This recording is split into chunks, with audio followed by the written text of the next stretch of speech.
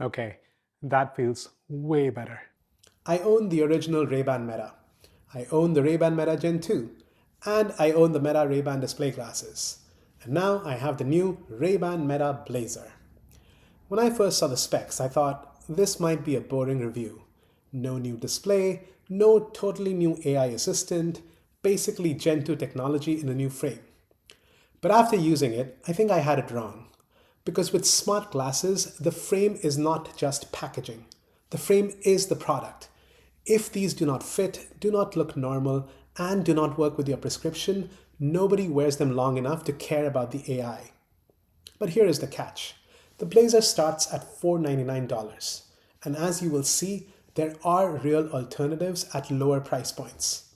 So the question is not just whether Meta made a better frame, it is whether they made it better enough to justify the higher price. Meta launched two new prescription optimized styles.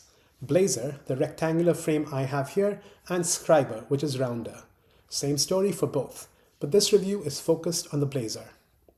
One small detail I noticed during pairing.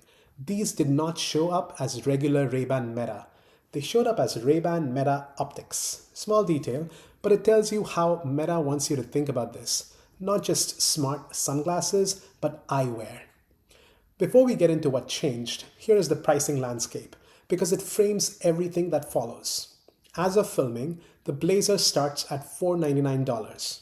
The Ray-Ban Meta Gen 2 in the Wayfarer, Skyler, or Headliner designs starts at $379. And the Rokid style, at least as of this filming, is listed at $299. One thing worth flagging up front. The Blayzer frame is only half the cost story if you're adding prescription lenses. Depending on your prescription and where you get them done, that can significantly add to the total. Keep that in mind as we go through the features. In the US, about 75% of adults use some form of vision correction. So if Meta wants smart glasses to go mainstream, prescription first design is not a side quest. It is central to the whole category. The case is familiar if you have used Ray-Ban Meta before, but the look and feel is more premium. Dark brown, almost gray, and honestly a little more grown up than the standard Gen 2 case. Charging mechanic is the same. Put the glasses in, they charge. Multiple recharges from the case. Fine. The frame is the real first impression. Put Blayzer next to the Gen 2 Wayfarer and it just looks more like glasses. Slimmer temples, cleaner profile, less obvious tech. If someone handed these to you without context, you probably would not immediately tag them as smart glasses. That is intentional. Four changes matter here: fit, controls, microphones, and camera behavior. Let's start with fit, because that is the real upgrade. The Blayzer has overextension hinges, 10 extra degrees of rotation. If the Gen 2 has ever felt tight on your temples after a few hours, this is a direct fix. And this is not theoretical. The Blayzer is noticeably more comfortable than my Gen 2. Less pinching at the temples, lighter on the face, better for extended wear. Put it on a comfort scale between the Gen 2 and the Rokid style, the Blayzer sits meaningfully closer to the Rokid than any previous Ray-Ban Meta that I have worn. Comfortable enough that I can genuinely see myself wearing them all day. That is not something I have said about the Gen 2 in the past. The nosepad situation is part of that story. The Gen 2 Wayfarer has none. It sits where it sits. The Blayzer has interchangeable nosepads and optician adjustable temple tips. You can fit these to your face like a standard prescription frame. That affects comfort, how much the glasses slide, and the camera angle. Now controls. On the Gen 2, you had the capture button. On my Blayzer, that control is split. The front is still capture, press for photo, hold for video. The back is a separate action button you assign to a shortcut. You can set it to Meta AI, music controls, accessibility features, or alternative camera modes like hyperlapse, slow motion, or auto capture. Not a headline feature, but one more way to interact without a voice command every time. Now microphones. Meta lists a 6 mic setup here compared with the 5 mic array on the standard Gen 2. But the only thing I care about is whether Meta AI hears me better in the real world. In my testing, I honestly could not tell much difference between the Blayzer and my Gen 2. Both picked up my voice well enough outdoors and both handled normal Meta AI commands reliably. So I would not buy the Blayzer for the microphone upgrade alone. The upgrade here is still the frame. One quick caveat. On my Blayzer, I do not currently see the conversation focus option that appears on my Gen 2, even though both are on software version 124.1. Meta's feature rollout can vary by account and software build, so I would not read too much into it, but the app experience is not perfectly identical right now.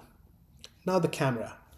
Meta does not appear to be pitching the Blayzer as a major camera upgrade over the standard Gen 2, and that lines up with what I see. On my unit, the camera still films in the same aspect ratio as my Gen 2. There is no horizontal video mode, for example. Resolution and frame rate options are basically copy-pasted from the Gen 2, same 1080p and 3K limits. Looking at the footage side by side, I do not see a major image quality jump. The Blayzer footage looks broadly similar to my Gen 2.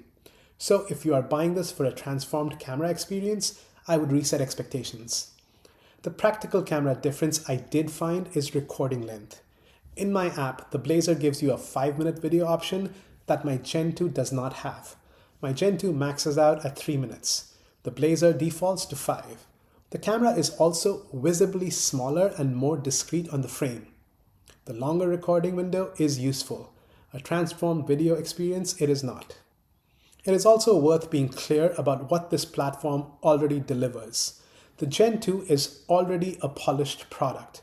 The speakers are good, the mic is strong, and the camera is one of the more useful cameras I have tested in this category. The underlying AI is Meta's in-house system, which works well within this ecosystem and handles everyday queries quickly and smoothly. It is not the strongest AI reasoning I have seen in smart glasses. In some of my decision-making tests, competitors like Rokid have been more methodical, but for quick real-world use, Meta is reliable and genuinely useful. The Blayzer does not fix a broken product. It takes a good product and puts it in a frame that more people can actually wear. Meta also advertises over 8 hours of battery life for Blayzer as opposed to the older up to 8 hours, which did not seem like a meaningful difference. So in essence, the Blayzer adds the more actionable frame, the action button, the 5-minute video option, and technically one extra microphone, even if I did not notice a real-world difference there. That is what you are actually upgrading. Get the Gen 2 if you love the Wayfarer look, mostly want smart sunglasses, and comfort has never been an issue. No urgent reason to upgrade if you already own one. Get the Blayzer if you wear prescription glasses and want these as your actual daily pair, or if fit and comfort was the reason your Gen 2 ended up in a drawer. And if price and AI depth matter more than fit, the Rokid style is worth a look.